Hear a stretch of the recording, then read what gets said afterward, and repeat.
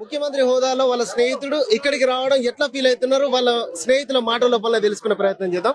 మేము 83-85 బ్యాచ్. మా మిత్రుడు, మా స్నేహితుడు సీఎం అయినందుకు మాకు చాలా గర్వంగా ఉంది. ఇంటర్మీడియట్ తర్వాత హైదరాబాద్ వెళ్లి ఇప్పుడున్న ముఖ్యమంత్రి వర్యులు నేను కూడా ఒకే కంపెనీలో జాబ్ చేశాం. 10 సంవత్సరాలు ఒకే రూమ్ లో కూడా ఉన్నాం. చెప్పాలంటే ఒకే ప్లేట్ లో కూడా తిన్నాం ఇద్దరం.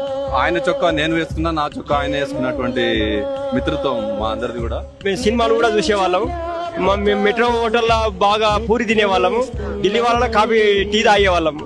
తర్వాత కోటి పద్మం హోటల్లో మేము బచ్చాలు అవి కోటి పద్మం హోటల్లో కూడా మేము బచ్చాలు అవి తినేవాళ్ళం. బోయమచ్చన్న ఇంట్లో ఉండేవాడు. మేము బాగా జాంపన్లు కూడా తినేవాళ్ళం. అందుకని మా మిత్రుడు జాంపన్ లాగా ఉంటాడు.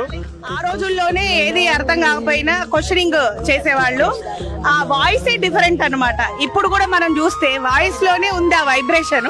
మేమంతా కలిసి ప్రతి ట్యూషన్ కి వెళ్లేటప్పుడు కూడా ఆయన సైకిల్ మీద వెళ్తుంటే సైకిల్ తీసి గాలి తీసేవాడండి. మేమంతా నడుచుకుంటూ వస్తే తను కొంచెం ఎంజాయ్ చేసేవాడండి బాగా. ఇప్పుడు కూడా నాయకత్వ లక్షణాలు, ఎందుకంటే అప్పుడు ఎలక్షన్స్ ఉంటుండే కాలేజీలో, చాలా చురుకుగా ఉంటుండే. అది మాత్రం మాకు ఐడియా ఉంది. చాలా ఏళ్ళకి 40 ఏళ్లకు మళ్ళీ మొదటిసారిగా సార్ చూసే వరకు చాలా సంతోషం అనిపిస్తుంది. తను చిన్నప్పటి నుంచి కూడా ఏదైనా ఒక పట్టుదల ఉందంటే, ఒకటి అనుకుంటే అది సాధించే వరకు నిద్రపోడు. ఖచ్చితంగా అది సాధించాలి అనేటటువంటిది. తను ఇంకో మంచి ఆర్టిస్ట్. చాలా చక్కటి హ్యాండ్ రైటింగ్, బొమ్మలు వేయడము అన్ని కూడా చాలా అందంగా వేసేవాడు. చాలా మంది రికార్డ్స్ లలో కూడా తనతో పేర్లు రాయించుకోవడం అట్లాంటివి చేసేవాళ్ళు.